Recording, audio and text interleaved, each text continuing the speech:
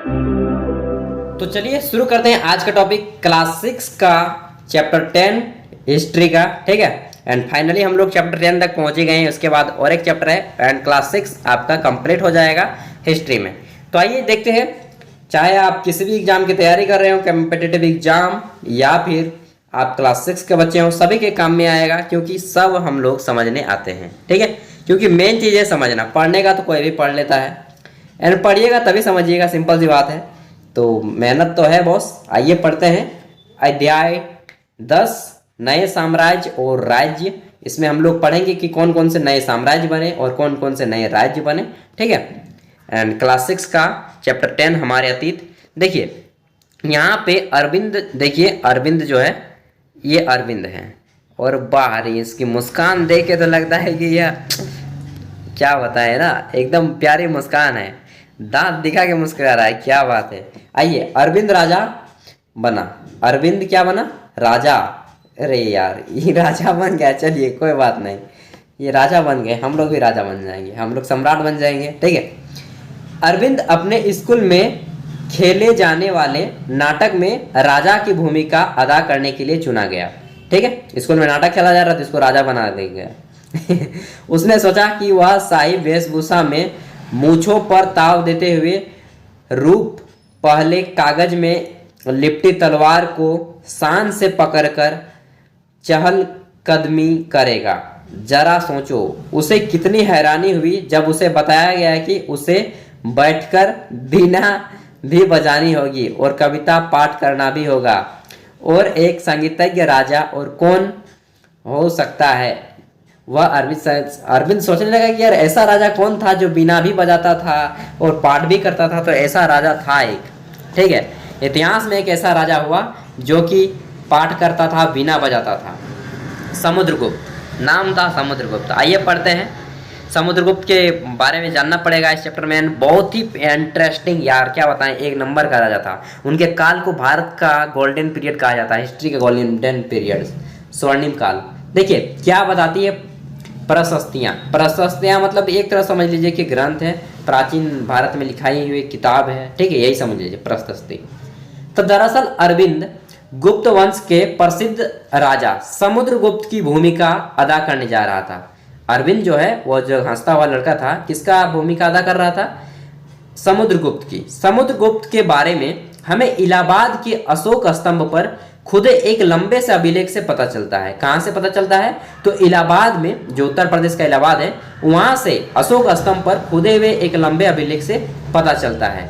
इसकी रचना समुद्रगुप्त के दरबारी कवि व मंत्री हरिसेन द्वारा काव्य के रूप में लिखी गई है। तो अक्सर क्वेश्चन आता है कि समुद्रगुप्त का दरबारी कवि कौन था? हरिसेन। कौन था? हरिसेन समुद्रगुप्त का दरबारी कवि था। ठीक है, एंड अक्सर पूछा जाता है कि प्रयाग प्रशस्ति की रचना किसने की? तो हरिसेन ने किया था। अब आइए देखते हैं, आगे पढ़ते हैं। यह एक विशेष किस्म का अभिलेख है। अभिलेख मतलब वह जिससे कि हमें इतिहास का पता चलता है, उसे ही अभिलेख बोलते हैं, सिंपल सी बात है। जिसे प्रशस्ति कहते हैं। क्या कहते हैं? प्रशस्ति। यह एक संस्कृत शब्द है जिसका अर्थ है प्रशंसा। प्रशस्ति का अर्थ होता है प्रशंसा करना, किसी की अच्छाइयों को निकालना।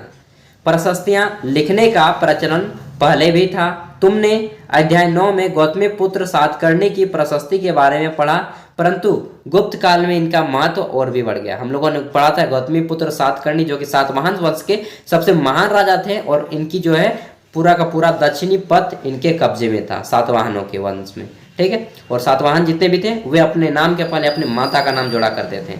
जैसे कि श्री सातकर्णी अपने नाम के पहले अपनी माता का नाम गौतमी, तो वहाँ पर लिखते थे गौतमीपुत्र श्री सातकर्णी। ठीक है, इसी तरह हम लोग इसमें जानेंगे कि प्रयाग प्रशस्ति किस प्रकार से समुद्रगुप्त की काम आती है इतिहास जानने में। तो समुद्रगुप्त की प्रशस्ति, आओ देखें समुद्रगुप्त की प्रशस्ति हमें क्या बतलाती है या क्या बताती है। कवि ने इसमें राजा की एक योद्धा, युद्धों के जीतने वाले राजा, विद्वान तथा एक उत्कृष्ट कवि के रूप में भरपूर प्रशंसा किया है। प्रशंसा किया है राजा के रूप में कि ये कितने अच्छे राजा थे। क्या क्या प्रशंसा की अभी जानते हैं ना यार, क्या क्या तारीफ कर रहे हैं। प्रशंसा मतलब सिंपल सी बात है तारीफ। क्या है? तारीफ। यहाँ तक कि उसे ईश्वर बताया। बाप रे, राजा को बता दिया कि तुम ईश्वर हो, ईश्वर के बराबर बताया गया। प्रशस्ति में लंबे लंबे वाक्य दिए गए हैं। यहाँ वैसे ही एक वाक्य का अंश दिया गया है। कैसा अंश दिया गया है, आइए पढ़ते हैं। तो जैसे कि वाक्य का अंश दिया गया है, अरे यार, अगर तुम मानचित्र 7 पृष्ठ संख्या 105 को गौर से देखो तो पाओगे कि एक क्षेत्र को हरे रंग से रंगा गया है। तुम्हें पूर्व समुद्र तट के साथ एक क्रम लाल बिंदु दिखेगा। उसी तरह क्षेत्र बैगनी नीले रंग के भी मिलेंगे। आइए देखते हैं। यार खाना खाने के बाद ना यही दिक्कत हो जाता है। तो ये देखिए, यहाँ पे हरे कलर में है, फिर लाल कलर में है, इधर तो नीला कलर में है। अब आइए देखते हैं इसका मतलब क्या है। तो यहाँ पे बोला जा रहा है कि आपको जब मानचित्र को देखेंगे तो लाल बैगनी कलर रंग के मिलेंगे। यह मानचित्र प्रशस्ति में प्राप्त जानकारी के आधार पर बनाया गया है। वो जो समुद्रगुप्त की प्रयाग प्रशस्ति मिली है, सॉरी प्रयाग बोलिए चाहे इलाहाबाद बोलिए एक ही बात है, ठीक है। प्रयागराज का नाम ये इलाहाबाद बोलिए, दोनों एक ही है। तो प्रयाग प्रशस्ति से जो मिला है उसी के अकॉर्डिंग यह मानचित्र बनाया गया था। और इसमें हरिसेन 4 विभिन्न प्रकार के राजाओं और उनके समुद्रगुप्त की नीतियों के बारे में वर्णन करते हैं। नीति मतलब कि वे कैसे अपना राजपाट चलाते थे, इन सब के बारे में बताते हैं। मानचित्र में हरे रंग का क्षेत्र आर्यावर्त के उन 9 शासकों का है जिन्हें समुद्रगुप्त ने हराकर उनके राज्यों को अपने क्षेत्र में मिला लिया था। तो आइए देखते हैं हरा रंग का। तो ये जो हरा रंग का क्षेत्र है, देखिए अभी मूल रूप से आपका किस में आ जाएगा, तो इसका कुछ भाग आ जाएगा मध्य प्रदेश में, कुछ भाग आ जाएगा आपका बिहार में, कुछ भाग आ जाएगा इसका झारखंड में, कुछ भाग आ जाएगा इसका पश्चिम बंगाल में, एंड बहुत ज़्यादा भाग आएगा इसका उत्तर प्रदेश में। तो ये 9 राजाएं थे जिनमें समुद्रगुप्त विजय पाया था, समुद्रगुप्त हराया था, ठीक है। ये हरे रंग का वाला। आगे देखते हैं। तो इसके बाद दक्षिणापथ के 12 शासक यानी कि 12 राजा, इसमें से कुछ की राजधानियों को दिखाने के लिए मानचित्र पर लाल बिंदु दिए गए हैं। इन सब ने हार जाने पर समुद्रगुप्त के सामने समर्पण किया था। समुद्रगुप्त ने इन्हें फिर से शासन करने की अनुमति दे दी। तो एक तरह से अच्छा भी काम किया था यार, कि चलो यार हरा तो नहीं है, लेकिन अब आपको ये देखिए दक्षिणापथ के जितने भी हैं बैगनी रंग के, इसे दक्षिणापथ कहा जाता था। यार दक्षिणापथ दक्षिण उधर होना चाहिए ना बस, लेकिन चलिए दक्षिणापथ उधर बना दिया गया है। तो यहाँ पे जितने राजा थे इसको भी हरा दिया और उनकी राज्यों को दे दिया गया कि लीजिए भाई मुझे राज नहीं चाहिए, बस आप लोग हार मान लिए ना, वही काफ़ी मेरे लिए। समुद्रगुप्त देखा जाए तो वास्तव में महान था, तो फिर उसे उन्हें उनकी शासन दे दिया गया। तीसरा है कि पड़ोसी देशों का आंतरिक घेरा बैगनी रंग से रंगा गया है। इसमें असम, तटीय बंगाल, नेपाल और उत्तरी पश्चिम के कई संघ। अध्याय 5 यार कितना जमाई आ रहा है मुझे खुद नहीं मालूम है। तो उत्तर पश्चिम के कई गण या संघ आते हैं। यह समुद्रगुप्त के लिए उपहार लाए थे, उनकी आज्ञाओं का पालन करते थे तथा उनके बारे में दरबार में उपस्थित हुआ करते थे। यानी कि पूरा लगभग आधा भारत समुद्रगुप्त का हो चुका था। आगे देखते हैं। तो 4 नंबर बोला है कि ब्राहा इलाके के शासन, जिन्हें नीले रंग से रंगा गया है, संभवतः कुषाण तथा सक्स वंश के थे। इसमें श्रीलंका शासक भी थे। इन्होंने समुद्रगुप्त की अधीनस्थता स्वीकार कर ली और अपनी पुत्री का विवाह उससे करा दिया। ये जो श्रीलंका है देख लीजिए नीचे, ये जो है आपका नीला रंग का ये, और देख लीजिए यहाँ पे लिखा भी हुआ है आंतरिक राज्य आपका बैगनी, नीला वाला बाहरी राज्य और आर्यावर्त। इन तीनों जगहों पे समुद्रगुप्त का शासन चलता था। ये देखिए पाकिस्तान का पूरा का पूरा अफगानिस्तान, ये सब समुद्रगुप्त के इलाके में था और सब कोई समुद्रगुप्त के सामने घुटने टेक चुके थे, बोल दिए थे कि यार माफ़ करते हैं बॉस, आप ही हम लोग के बॉस रहे हैं ना, मतलब सम्राट तो आप ही बने, हम लोग केवल राजा बनेंगे।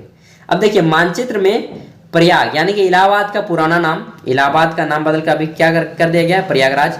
तो इलाहाबाद का पुराना नाम उज्जैन तथा पाटलिपुत्र, पटना ढूंढो, ये गुप्त शासन के महत्वपूर्ण केंद्र थे। हम लोगों ने बात किया था गुप्त शासन के महत्वपूर्ण केंद्र पाटलिपुत्र, जिसे अभी पटना के नाम से जाना जाता है। ठीक है। आर्यावर्त तथा दक्षिणापथ के राज्यों के साथ समुद्रगुप्त के व्यवहार में क्या अंतर था? क्या इस अंतर के पीछे तुम्हें कोई कारण दिखाई देता है? होता होगा जी कोई कारण। मालूम नहीं यार, जब सोते हैं तो नींद नहीं आता है, मतलब आता है लेकिन इतना ज़्यादा नींद। चलिए आगे देखते हैं। तो यहाँ पे देख लीजिए कुछ नाम इंपॉर्टेंट, जैसे कि पाटलिपुत्र ये भी पटना का है, नालंदा ये भी पटना बिहार में आता है, प्रयागराज ये उत्तर प्रदेश में आता है, कन्नौज उत्तर प्रदेश में आता है, मथुरा उत्तर प्रदेश में आता है, थानेश्वर आपका कहाँ पे आ जाएगा? थानेश्वर आपका उत्तराखंड में आ जाएगा। उत्तराखंड में आएगा जी, हाँ उत्तराखंड में ही आएगा, उत्तराखंड या हरियाणा में आएगा। ठीक है। आगे देखते हैं। तो यहाँ पे आता है उज्जैन मध्य प्रदेश में आता है, भरूच गुजरात में आता है, वल्लभी गुजरात में आता है, अजंता की गुफाएं ये आपका कर्नाटक में आता है, अमरावती आंध्र प्रदेश में आता है, ऐहोल जो है आपका ये भी कर्नाटक में आता है, चालुक्य की राजधानियाँ थी। फिर पल्लव जो है आपका, पल्लव, मछलीपुरम, अरिकामेड्डू, पुहार ये सभी आपके आ जाते हैं, और पांड्य ये सभी कहाँ पे आ जाएंगे? तो ये आ जाएंगे तमिलनाडु के एरिया में। अब आगे देख लेते हैं। तो यहाँ पे देख सकते हैं काला वाला जो है नगर है यानी शहर है, और लाल पॉइंट जहाँ जहाँ पे वहाँ पे गुप्त वंश द्वारा जीते गए शहर थे। अब देखते हैं वंशावली। तो हम लोग भी वंशावली बनाते हैं ना अपने पूर्वजों का, जब आवासीय जाति आय वगैरह बनाते हैं तो यहाँ पर भी वंशावली बनाया गया है। देखिए अधिकांश प्रशस्तियाँ शासकों के पूर्वजों के बारे में भी बताती है। यह प्रशस्ति भी समुद्रगुप्त के प्रति पितामह यानी कि परदादा, दादा, पिता और माता के बारे में भी बताती है। उनकी माँ का नाम था, उनकी माँ क्या नाम थी? उनकी माँ कुमार देवी लिच्छावी गण की थी, और पिता चंद्रगुप्त वंश के पहले शासक थे। चंद्रगुप्त के पहले शासक थे। उन्होंने महाराजाधिराज जैसी बड़ी उपाधियां भी धारण की थी। समुद्रगुप्त ने भी यह उपाधि धारण की, समुद्रगुप्त ने भी महाराजाधिराज की धारण उपाधि की। ठीक है, उपाधि धारण की थी, जैसा कि बड़ी उपाधियां धारण की है। समुद्रगुप्त ने भी यह उपाधि धारण की। उनके दादा परदादा का महाराजा के रूप में भी उल्लेख है। इससे यह आभास मिलता है कि धीरे धीरे इस वंश का महत्व बढ़ता गया। क्या होता गया? धीरे धीरे इस वंश का महत्व बढ़ता गया। अब आगे देखते हैं विक्रम संवत के बारे में। तो विक्रम संवत ईसा 58 ईसा पूर्व में प्रारंभ होने वाले विक्रम संवत को परंपरागत रूप से गुप्त राजा चंद्रगुप्त द्वितीय के नाम से जोड़ा जाता है, और ऐसा कहा जाता है कि उन्होंने शकों पर विजय के प्रतीक के रूप में इस संवत की स्थापना की। जब शक लोगों को हरा दिया था तो इस प्रतीक की स्थापना की, विक्रम संवत की। ठीक है, और इसकी स्थापना की, विक्रम संवत की उपाधि धारण की, विक्रमादित्य की उपाधि धारण की। एंड बता दो कि नेपाल में जो है अभी भी विक्रम संवत माना जाता है, और अभी विक्रम संवत के अकॉर्डिंग लगभग 2078 या 79 चल रहा होगा। अभी 2022 चल रहा है, 2022, तो मतलब सोच लीजिए उतना ज़्यादा बढ़ जाता है उसमें। आगे देखते हैं। तो ये जो उपाधि धारण की थी महाराजाधिराज की, किसने? समुद्रगुप्त ने, और उनके पिता दोनों ने। ये महान उपाधियां हुआ करती थी। समुद्रगुप्त के बारे में हमें उनके बाद के शासकों जैसे कि उनके बेटे चंद्रगुप्त द्वितीय की वंशावली से भी जानकारी मिलती है। उनके बारे में अभिलेखों तथा सिक्कों से पता चलता है। उन्होंने पश्चिमी भारत में सैन्य अभियान में अंतिम शक को पराजित किया। ठीक है, परास्त किया था। बाद में क्या हुआ कि बाद में ऐसा विश्वास किया जाने लगा कि उनका दरबार विद्वानों से भरा था। इनमें से कुछ के बारे में जानकारी अध्याय 11 में मिलेगी। ठीक है, तो अगले अध्याय में हम लोग पढ़ लेंगे। अब आगे पढ़ते हैं हर्षवर्धन तथा हर्षचरित्र के बारे में। हर्षवर्धन तथा हर्षचरित्र के बारे में अब आइए देखते हैं। हर्षवर्धन, तो नाम तो सुना ही होगा, हर्षवर्धन। हर्ष का मतलब होता है खुशी। ठीक है, अभी सब कुछ पढ़ेंगे। तो जिस तरह गुप्त वंश के शासकों के बारे में अभिलेखों से तथा सिक्कों से पता चलता है, उसी तरह कुछ अन्य राजाओं के बारे में उनकी जीवनी से पता चलता है। ऐसे ही एक राजा थे हर्षवर्धन, जिनका करीब 1400 साल पहले शासन किया। ठीक है, 1400 साल पहले यहाँ पे राज किया करते थे। उनके दरबारी कवि का नाम था वान भट्ट। हर्षवर्धन के दरबारी कवि कौन थे? वान भट्ट। वान भट्ट ने ये जो है संस्कृत में उनकी जीवनी हर्ष चरित्र को लिखा है। तो अक्सर पूछा जाता है कि हर्ष चरित्र को किसने लिखा, तो हर्ष चरित्र को वान भट्ट ने लिखा। समुद्रगुप्त की प्रयाग प्रशस्ति को किसने लिखा, तो समुद्रगुप्त दरबारी कवि कौन था, हरिसेन ने लिखा। ठीक है, याद रखिएगा। तो हर्ष चरित्र का जीवनी क्या है, हर्ष चरित्र का जीवनी है आपका क्या है जी, 14 साल पहले जो लिखा था हर्ष चरित्र ने वान भट्ट, उनकी जीवनी का नाम है हर्ष चरित्र, सॉरी हर्षवर्धन की जीवनी का नाम है हर्ष चरित्र, जिनको किसने लिखा था, वान भट्ट ने, आज से 1400 साल पहले। ठीक है, अब आगे देखते हैं। तो इसमें वर्धन वंश, हर्षवर्धन जो है वर्धन वंश कहते हैं, इसमें हर्षवर्धन की वंशावली देते हुए उनके राजा बनने का पूरा वर्णन दिया गया है उस किताब में। साथ ही चीनी तीर्थयात्री स्वेन त्यांग्स, जिनके बारे में हमने कक्षा 9 में पढ़ा था, काफ़ी समय के लिए हर्ष के दरबार में रहा। उन्होंने वहाँ के कुछ देखा, उनका विस्तृत वर्णन इस प्रकार दिया हुआ है। आइए क्या क्या देखा थे। वो चीनी यात्री लोग यहाँ पे घूमने आता था और क्या थे कि वो सारी चीज़ उठा के ले जाते थे चीन। हर्ष अपने पिता के सबसे बड़े बेटे नहीं थे, हर्ष जो है अपने पिता के सबसे बड़े बेटे नहीं थे, पर अपने पिता के और बड़े भाई की मृत्यु हो जाने पर थानेश्वर का राजा बन गया। हर्ष कहाँ का राजा बन गया था, थानेश्वर का। थानेश्वर जो आपके वही इसके एरिया में आता है, उत्तराखंड और या फिर हरियाणा के एरिया में आता है थानेश्वर।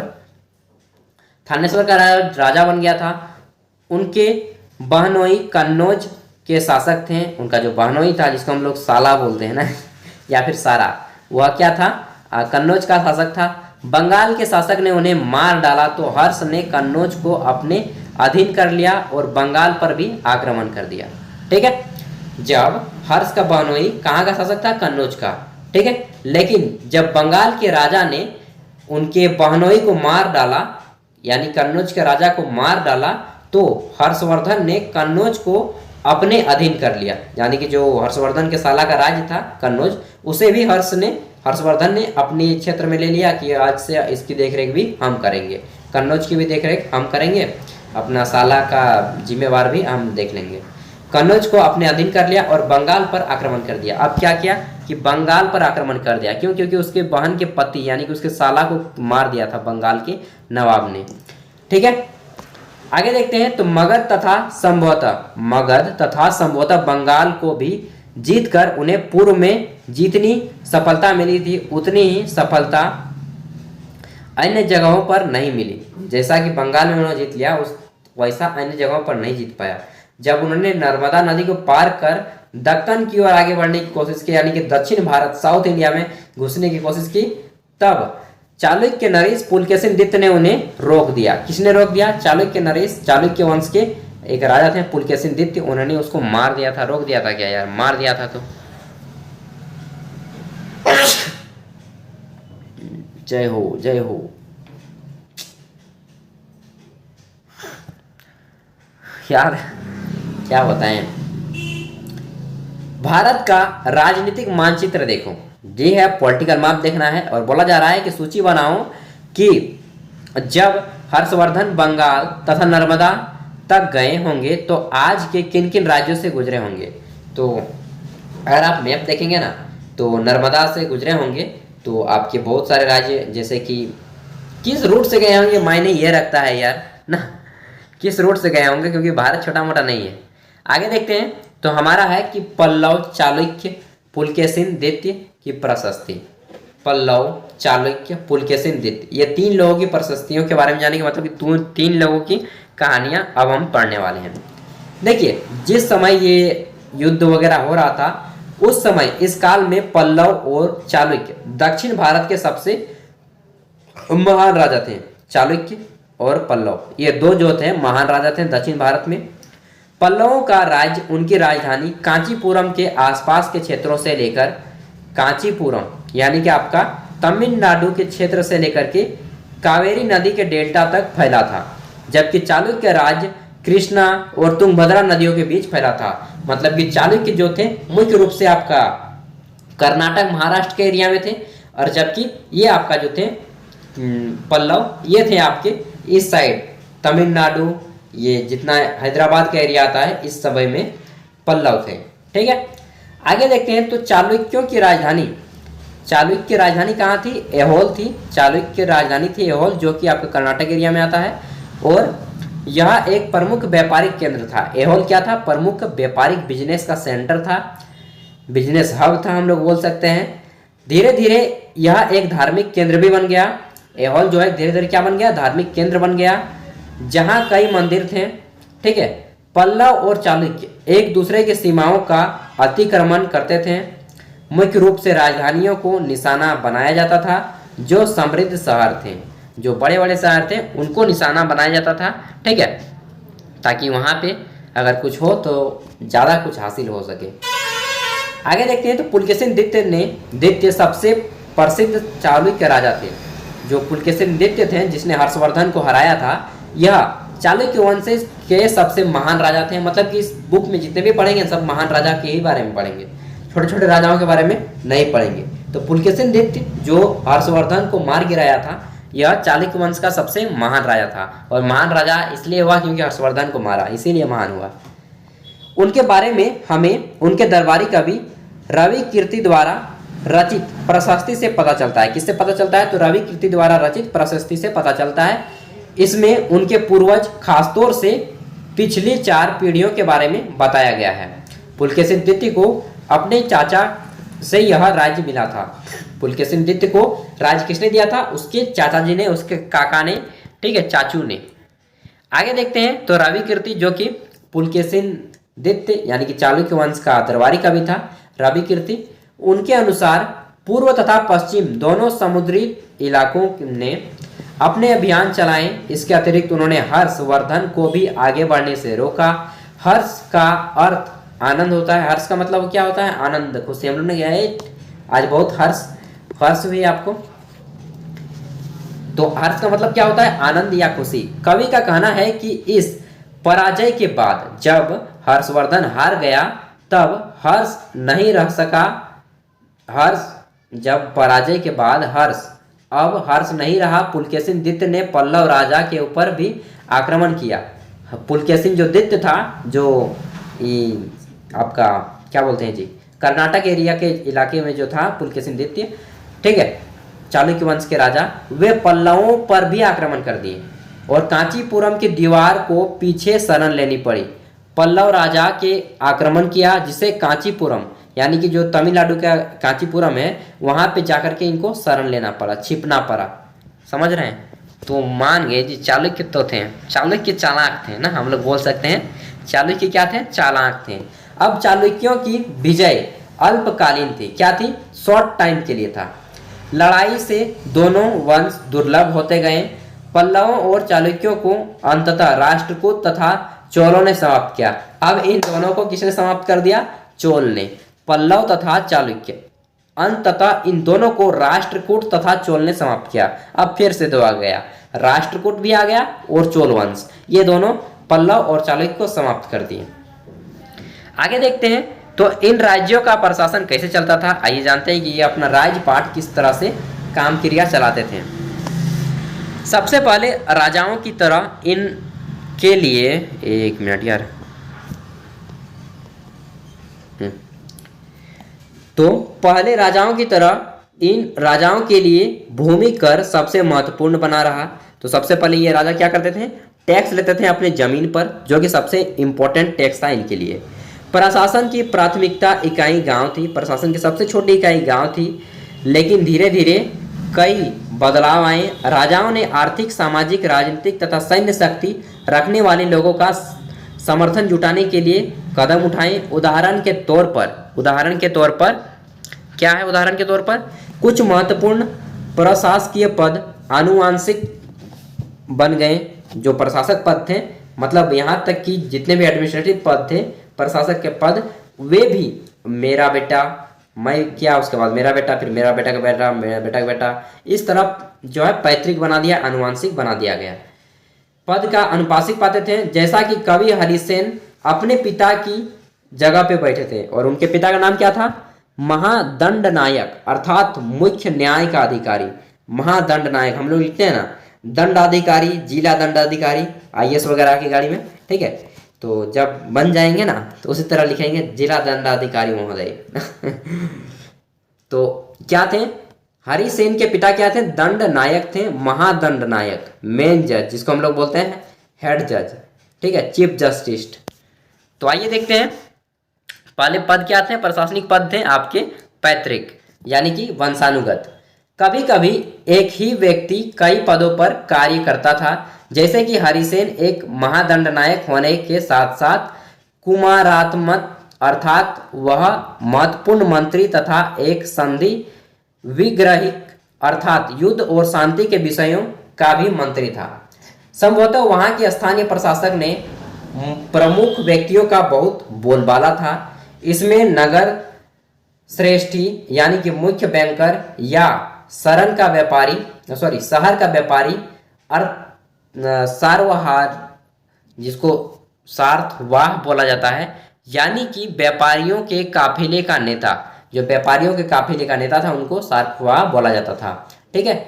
ये प्रथम अर्थात मुख्य शिल्पकार तथा कार्यस्थलों यानी कि लिपिकों के प्रधान जैसे लोग थे। यानी कि फिर से पढ़ते हैं, संभवतः वहाँ के जो हो सकते हैं, संभवतः बोला गया है कि वहाँ के जो प्रशासनिक स्थानीय प्रशासन में प्रमुख व्यक्ति थे वे बहुत बोलबाला थे। मतलब कि जैसे आज के IAS IPS हैं उस टाइम में भी प्रशासक का बोलबाला था। इसमें नगर श्रेष्ठी मुख्य बैंकर होता था। मुख्य बैंकर कौन होता था, नगर श्रेष्ठी जो बैंक का काम करता था, ठीक है, मतलब कि पैसा का लेन देन।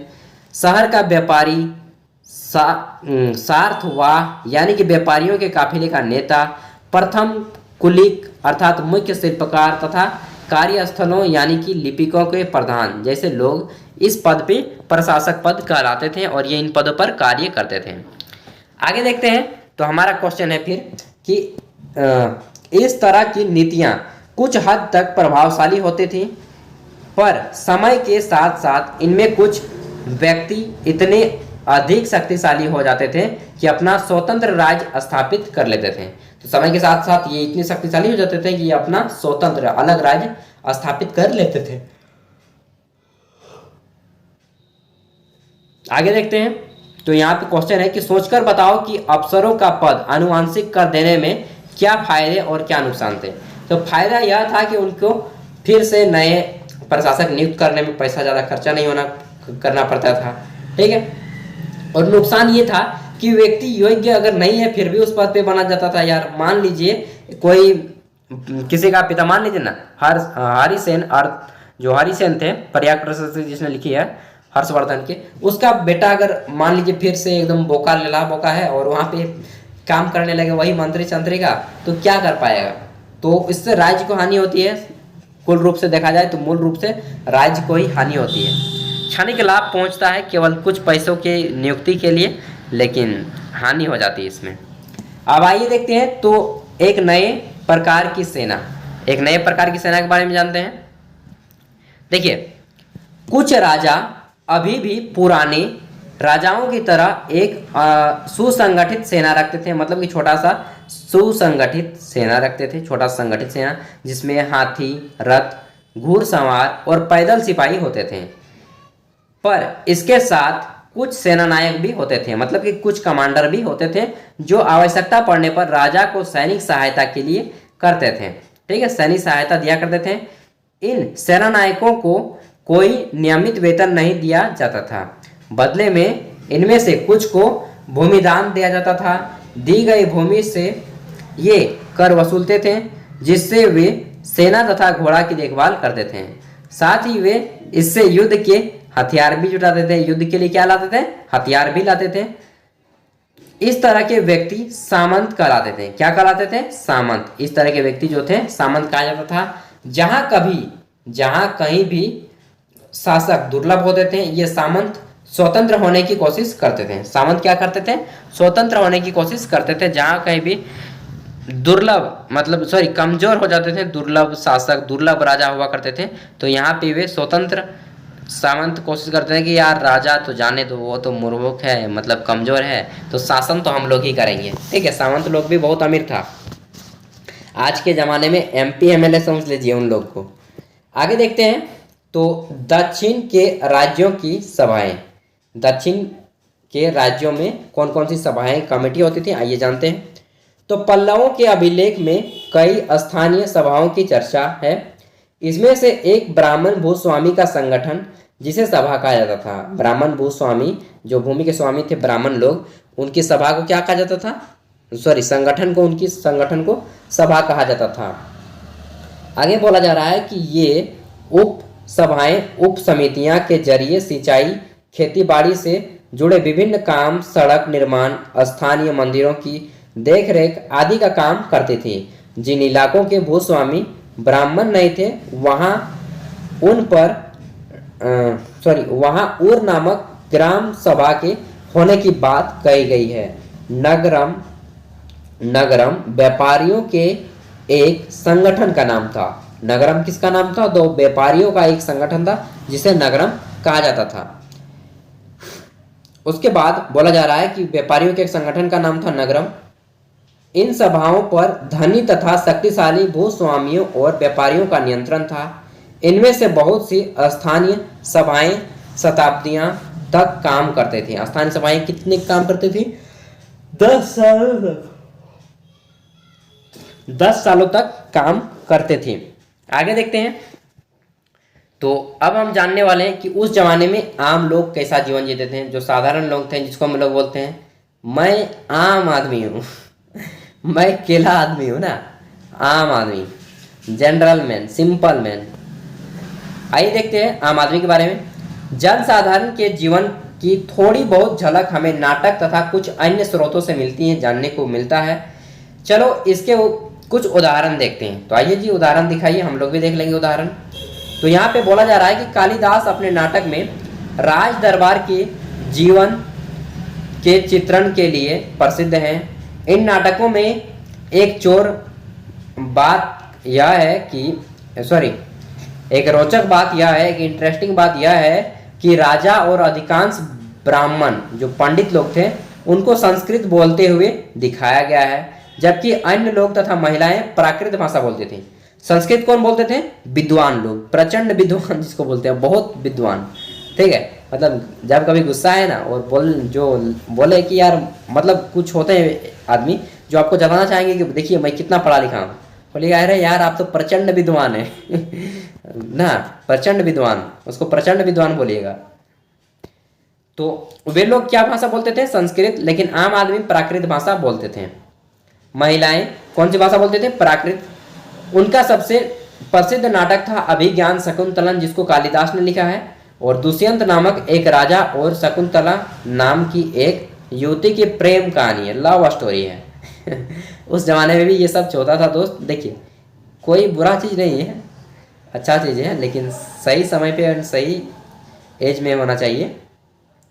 इस नाटक में एक गरीब मछुआरे के साथ राज कर्मचारियों के व्यवहार की बात कही गई है। अब आइए देख लेते हैं जी। तो ये छोटा सा पॉइंट है, उसके बाद हम लोग देखेंगे। यहाँ पे आपका चैप्टर लगभग कंप्लीट हो चुका है। तो आइए देख लेते हैं, इसको पढ़ ही लेते हैं। देखिए, एक मछुआरे को एक अंगूठी मिली, एक मछुआरा जो है उसको एक अंगूठी मिली। ये और इसको तो आप लोगों ने उसमें भी देखा होगा, जो कार्टून वगैरह है उसमें भी दिखाया गया है। एक मछुआरे को एक कीमती अंगूठी मिली। यह अंगूठी राजा ने शकुंतला को भेंट की थी। किसको भेंट की थी, शकुंतला को। पर दुर्घटनावश उसे एक मछली निकल गई। जब मछुआरा इस अंगूठी को लेकर राजमहल पहुंचा तो द्वारपाल ने उस पर चोरी का आरोप लगा दिया। देखो यार, अब मछुआरा मछली पकड़ा, मछली के पेट से अंगूठी निकली, तो मछुआरा को आरोप लगा दिया कि यार तुमने अंगूठी चुरा लिया है। मुख्य पुलिस अधिकारी भी बहुत बुरी तरह से पेश आए। राजा उस अंगूठी को देखकर बहुत खुश हुआ और उस मछुआरे को इनाम दिया। अब देखिए राजा यहाँ पे क्या कर दिया, इनाम दे दिया, ठीक है। पुलिस वाला और द्वारपाल मछुआरे से इनाम का कुछ हिस्सा हड़पने के लिए उसके साथ शराब खाने चल पड़े। तो उस जमाने में भी पुलिस लोग बड़ा बदतमीज था, और आज भी है जी, नाम बर्बाद है शुरू से ही इनका। लेकिन सब लोग नहीं होते हैं ऐसा, कुछ ही लोग होते हैं। कुछ ही लोग क्या, मैक्सिमम आदमी होता है। आज अगर मैं एक बार दिन बताऊँ, एक दिन आ रहा था नानी घर से, तो एक उस समय मेरे पास बाइक वगैरह नहीं था, तो मैंने हाथ दिया तो एक पुलिस गाड़ी ने रोका एंड मैंने लगभग 40-50 किलोमीटर आया वे उनके साथ। जब उतरे तो उस समय मैं 12th में था। बोले कि सर पैसा लीजिएगा क्या?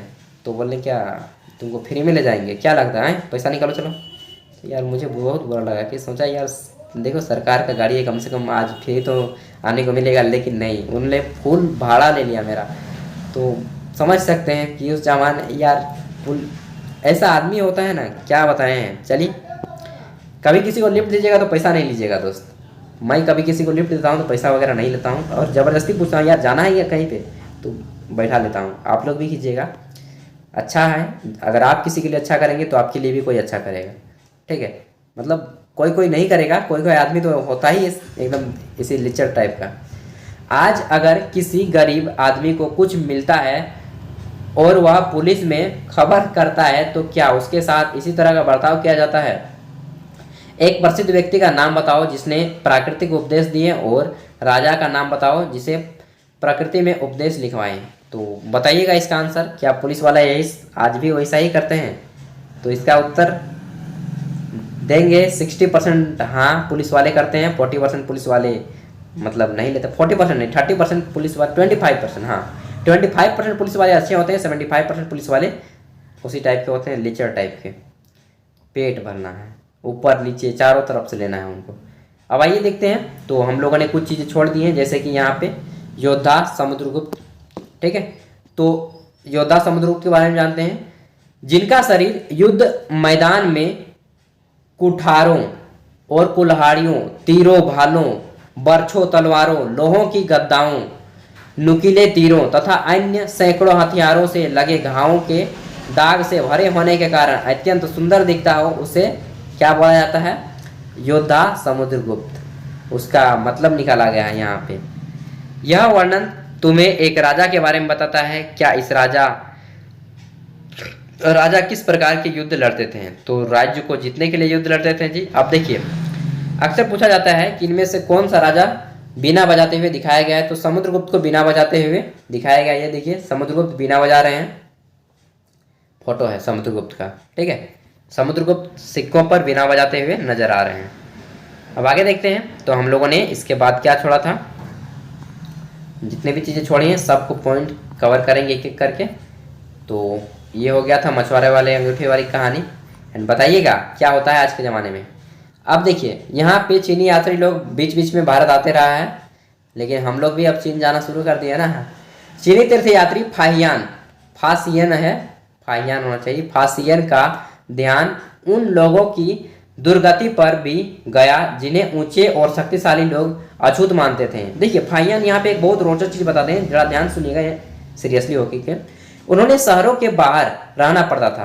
बोलते थे कि जितने भी नीच जाति के थे, नीच लोग माने जाते थे, दलित माने जाते थे, यानी कि ST SC उस जमाने में जो है शहर से बाहर रहना पड़ता था। अगर इन लोगों को शहर या बाजार में भीतर आना होता था तो सभी को आगाह करने के लिए ये एक लकड़ी और कुठेरे पर चोट करते करते आते थे, और आवाज सुनाते सतर्क हो जाने पर अपनी छू जाने पर ये किसी प्रकार के संपर्क बचाते थे। अगर एक जगह बानभट्ट द्वारा अभियान पर निकली राजा ने सेना का बड़ा सजीव चित्र देखा। देखिए क्या होता था कि अगर कोई दलित, मान लीजिए मैं ST या SC हूँ, अगर नगर में जाऊंगा जहाँ पे ब्राह्मण लोग, क्षत्रिय लोग रहते हैं, यानी कि सिंह लोग और पांडे लोग रहते हैं, तो मैं जाऊंगा ना तो लकड़ी बजाते हुए जाऊंगा, इस तरह से पीटते हुए, ताकि पता चले कि मैं जा रहा हूँ, यानी एक दलित जा रहा हूँ, और उस गांव की जितने भी महिलाएं हैं छुप जाती थी।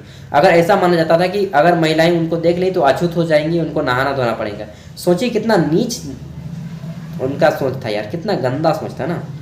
लेकिन क्या बोल सकते हैं, इतिहास में मालूम नहीं हम जन्म लिए होंगे समुद्रगुप्त, या आप जन्म लिए होंगे समुद्रगुप्त, या हम कोई भी कुछ भी हो सकता है यार, ठीक है, हरिसेन होंगे।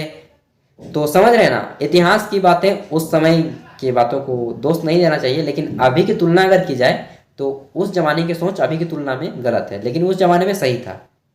इस बात को एग्री करते हैं, अभी की तुलना में गलत है, लेकिन उस जमाने में मालूम नहीं हम ही होंगे सिंह, या फिर आप ही होंगे सिंह, या फिर मैं होऊंगा दलित, कुछ भी हो सकता है।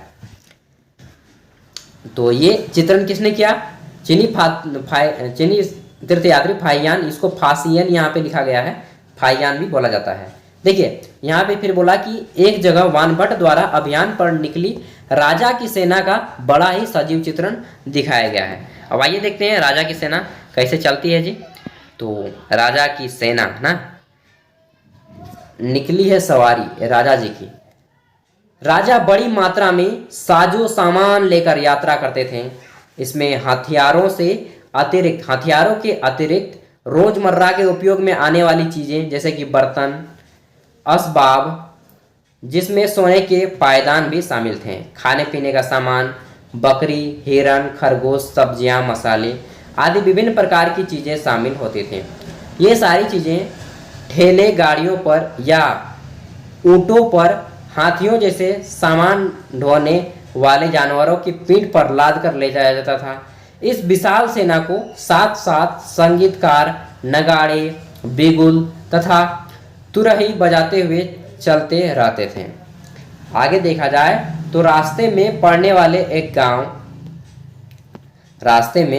वाले गांव वालों को उनका सत्कार करना पड़ता था, प्रणाम करना पड़ता था। राजा को जब भी भ्रमण के लिए निकलते थे वे दही, गुड़ तथा फूलों का उपहार लाते थे तथा जानवरों को भी चारा देते थे। जैसे कि हाथी वगैरह जा रहा है, घोड़ा वगैरह जा रहा है तो उनको भी खाना देते थे। वे राजा से भी मिलना चाहते थे ताकि अपनी शिकायत या अनुरोध को उनके सामने रख सकें। जैसा कि हम लोग घूमने के लिए निकलते हैं ना, MP MLA लोग, मंत्री संतरी लोग, तो उस टाइम भी वे घूमने निकलते थे। पर ये सेनाएं अपने पीछे विनाश और विध्वंस की निशानी छोड़ जाते थे।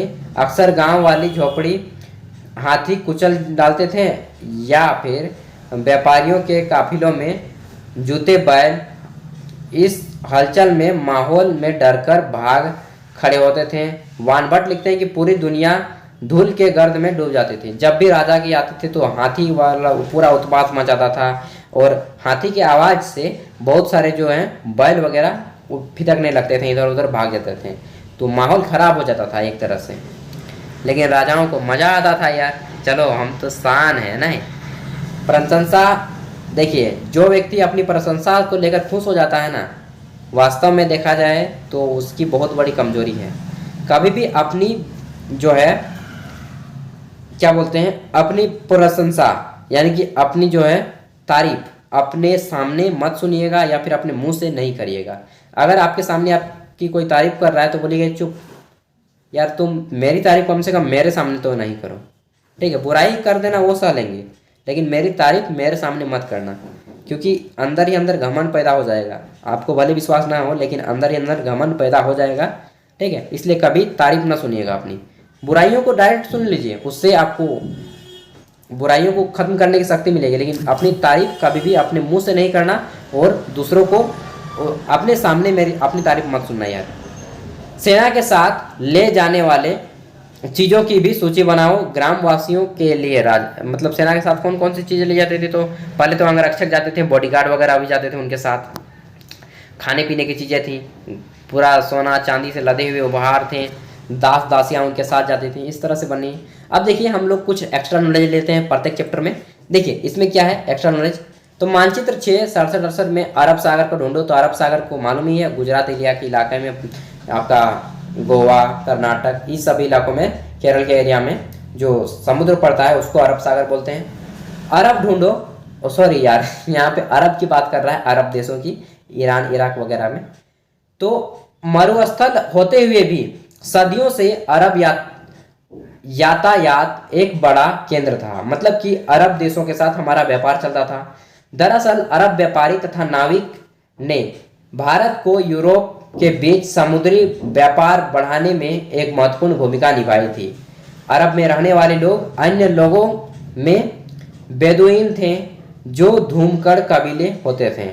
ये मुख्य रूप से ऊँटों पर आश्रित होते थे, क्योंकि यह एक ऐसा मजबूत जानवर है जो मरुस्थल में भी स्वस्थ रह सकता है। क्योंकि अरब से आते वक्त आप रेगिस्तान वगैरह से होते हुए आइएगा, अफगानिस्तान वगैरह से होते हुए आइएगा, तो ऐसे में आपको केवल ऊँट ही एक ऐसा जानवर है जो ला सकता है, इसलिए ऊँट को रेगिस्तान का जहाज भी कहा जाता है। अब लगभग 1400 साल पहले पैगंबर मोहम्मद हजरत साहब का नाम सुने होंगे, जो कि इस्लाम धर्म के संस्थापक माने जाते हैं। 1400 साल पहले पैगंबर मोहम्मद ने अरब में इस्लाम नामक एक नए धर्म की शुरुआत की। किस धर्म की शुरुआत की? इस्लाम नामक नए धर्म की। ईसाई धर्म की तरह इस्लाम धर्म भी अल्लाह को सर्वोपरि माना जाता है। अल्लाहू अकबर, अल्लाह नाम सुने हैं? कौन नहीं सुना होगा? तो सभी धर्मों को सम्मान करना चाहिए कि रिस्पेक्ट ऑल रिलीजन्स। किसी भी धर्म को नीच मत समझाइए कि यह धर्म अच्छा है, यह धर्म खराब है। नहीं, सभी धर्म मनुष्य की भलाई के लिए बनाए गए हैं, उत्थान के लिए बनाए गए हैं। लेकिन आदमी आपस में लड़ने लगता है एंड नेता लोग फायदा उठा लेता है ना। उनके बाद भी सामना माना गया, अल्लाह सर्वोपरि माना गया, उनके बाद सभी को समान माना गया है। यहाँ इस्लाम धर्म के प्रवर्तक ग्रंथ कुरान का एक अंश दिया गया है। तो कुरान शरीफ पढ़े होंगे तो ठीक है, नहीं पढ़े हैं तो अगर कभी समय मिले, मतलब अभी नहीं, जब सेटल हो जाइएगा उसके बाद पढ़िएगा तो मालूम पड़ेगा उनकी रहस्यों के बारे में। अब देखिए क्या लिखा है। तो मुसलमान स्त्रियों और पुरुषों के लिए विश्वास रखने वाले, स्त्रियों और पुरुषों के लिए भक्त, स्त्रियों और पुरुषों के लिए सच्चे, स्त्रियों और पुरुषों के लिए धैर्यवान और स्थिर मन के स्त्रियों और पुरुषों के लिए, दान देने वाले स्त्रियों और पुरुषों के लिए, उपवास रखने वाले स्त्रियों और पुरुषों के लिए खाली है यार, अपने पवित्रता बनाए रखने वाले स्त्रियों और पुरुषों के लिए, अल्लाह को हमेशा याद करने वाले स्त्रियों और पुरुषों के लिए, अल्लाह ने इन सब के लिए क्षमा और पुरस्कार रखा है। अगले 100 सालों के दौरान इस्लाम उत्तरी अफ्रीका, स्पेन, ईरान और भारत में फैल गया। अरब नाविक जो इस महाद्वीप की तटीय बस्तियों से पहले से ही परिचित थे, अब अपने साथ इस धर्म को भी ले आए हैं। अरब सिपाही के ने करीब 1300 साल पहले सिंध यानी कि आज का पाकिस्तान को भी जीत लिया था। ठीक है, अब यहाँ पे कुछ इंपॉर्टेंट वर्ड्स दिए गए हैं जो कि प्रशस्ति मतलब वही होता है अभिलेख टाइप का, जिसमें कि बुक मान लीजिए, मोटा मोटा ग्रंथ होंगे जिसमें इतिहास की जानकारी मिलती है। आर्यावर्त, वह जो हरा का एरिया कलर था उसमें हर आर्यावर्त को दिखाया गया है। दक्षिणापथ, दक्षिण के जाने वाला पथ। शब्दावली होता है वंशावली जो कि परंपरा से चलता आता है, वंशागत। आनुवांशिक पदाधिकारी उसी को बोलते हैं जो कि मेरा बेटे के बाद मेरे बेटा, उसके बेटे के बाद उसके बेटा, यह चलता रहेगा क्रम। सामंत जो कि एक काफ़ी शक्तिशाली पद था, प्रशासक पद था। एंड आज का आईएएस बोल दीजिए। सभा, ठीक है, तो संगठन को सभा बोलते हैं। नगरम जो कि नगर में बैठने वाले लोग थे, शहर में। अब आइए देखो यहाँ पे क्या बोल रहा है कि आओ याद करें। क्या याद करना है जी, बताओ सही या गलत। हरिसेन ने गौतमीपुत्र सातकर्णी को प्रशंसा की प्रशस्ति लिखी। हरिसेन ने गौतमीपुत्र सातकर्णी की प्रशंसा में प्रशस्ति लिखी। हरिसेन ने किसको लिखा? हरिसेन हर्षचरित्र वानभट्ट लिखा। हरिसेन ने समुद्रगुप्त की प्रयाग प्रशस्ति लिखी। तो यहाँ पे क्या आंसर होना चाहिए? गलत है, क्योंकि हरिसेन ने समुद्रगुप्त की प्रयाग प्रशस्ति लिखी है, गौतमीपुत्र सातकर्णी की नहीं लिखी है। ठीक है, ऑप्शन 1 हो जाएगा आपका गलत। ऑप्शन बी है आर्यावर्त के शासक समुद्रगुप्त के लिए भेंट लाते थे। बिल्कुल भेंट लाते थे जी, क्योंकि वे आर्यावर्त के कुल 8 या 9 राजाओं को हरा चुके थे। आगे देखते हैं, ग नंबर दक्षिणापथ में 12 शासक थे। बिल्कुल दक्षिणापथ में 12 शासक थे, ये भी सही है। ग नंबर है गुप्त शासकों के नियंत्रण में 2 महत्वपूर्ण केंद्र तक्षशिला और मदुरै था। तो गुप्त शासक के केंद्र में तक्षशिला और मदुरै था? नहीं था। ठीक है, तो इसका राइट आंसर गलत हो जाएगा। आगे देखते हैं, अंग नंबर एहोल पल्लव की राजधानी थी। तो एहोल जो है आपका, एहोल ये इसके आता था, तो ये पल्लवों की नहीं, किसकी राजधानी थी? चालुक्यों की। तो इसका भी गलत हो जाएगा। एहोल चालुक्यों की राजधानी थी, पल्लवों की नहीं थी। आगे देखते हैं, तो 4 नंबर है, एक मिनट रुकिएगा, मैप को थोड़ा सा देख लेते हैं क्योंकि कंफ्यूजन नहीं होना चाहिए यार। यहाँ पे देखिए, ये जो एहोल है, हाँ एहोल, ये वाला जो एरिया था चालुक्य के लिए था और ये वाला एरिया था पल्लवों के लिए। यहाँ पे देखिए पल्लव लिखा है, एहोल किसकी राजधानी थी? चालुक्य की। ठीक है, और दक्षिणापथ हो गया आपका ये, यहाँ पे 12 थे, और ये ग्रीन वाला हो गया आपका हरा वाला आर्यावर्त। ठीक है, दक्षिणापथ ये हो गया। तो दक्षिणापथ में 12 थे कुल, अब आइए देख लेते हैं, तो आगे पढ़ते हैं। क्वेश्चन क्या था हम लोगों का? हाँ, एहोल पल्लवों की राजधानी थी? नहीं, एहोल चालुक्यों की राजधानी थी, गलत हो जाएगा। दक्षिण भारत में स्थानीय सभाएं सदियों तक काम करती थी। देखिए मैं भी नहीं पढ़ता हूँ, मतलब ऐसा नहीं कि मैं पहले से प्रैक्टिस कर लेता हूँ उसके बाद आपके साथ बताता हूँ, नहीं, मैं भी आप ही के साथ पढ़ता हूँ एंड एक ही बार में आंसर देने की कोशिश करता हूँ, ठीक है ना। ऐसा नहीं कि यार मैं पहले से रट्टा मार लिया हूँ, ऐसा नहीं है दोस्त, मैं आपके साथ ही पढ़ता हूँ। तो दक्षिण भारत में स्थानीय सभाएं सदियों तक काम करती थी। दक्षिण भारत में स्थानीय सभाएं सदियों तक नहीं, दशकों तक काम करती थी, ठीक है। तो इसका राइट आंसर क्या हो जाएगा? दशकों तक काम करते थे। आगे देखते हैं, क्वेश्चन नंबर 2 है, ऐसे 3 लेखकों के नाम बताऊं जिन्होंने हर्षवर्धन के बारे में लिखा है। तो नाम बताना है। सबसे पहले तो हर्षवर्धन का केवल एक ही नाम लिख दीजिए यार, हर्षवर्धन, वानभट्ट,